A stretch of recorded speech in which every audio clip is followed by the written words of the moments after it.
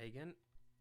On this part, I want to run the initial sync with the previously created configuration against my environment. In the meanwhile, I did stop all my running maps so we can save some time and start straight from scratch. So whenever you run initial sync, you need to select as a run mode deploy an initial sync where set in config, as described in the previous videos, as well as in the config itself. The maps you want to initially sync needs to assign to a group where initial sync is set to true. This makes sure you just run the maps on initial sync which you actually want to sync.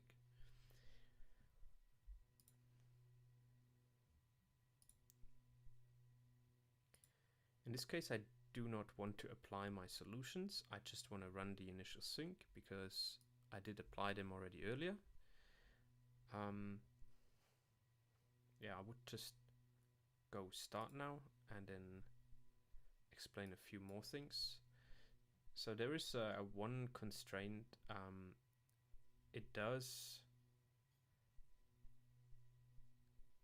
execute the initial sync, but based on the authentication, the token can be only renewed for 24 hours.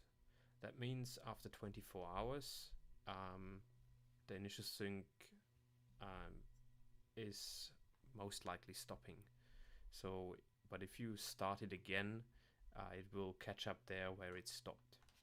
Also important to know that whenever a map is already in running state, it will not stop it and do an initial sync again.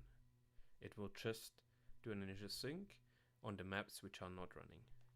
Also, you see here now it's starting the initial sync on the log on the worker. If we go now onto the maps itself, let's refresh the page.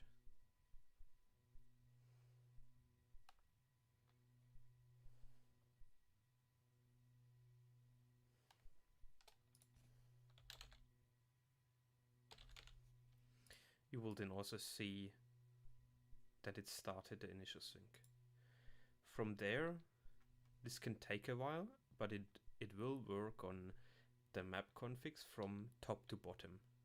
Depending on the errors, it will skip the initial sync, or depending on your group setup, it will continue with the next map.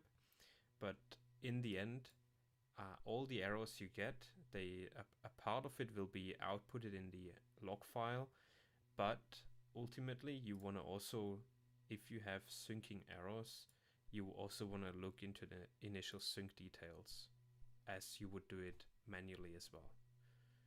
This makes sure that all the records are synced properly. But like in the deployment previously, it will also output all the errors at the end of the execution.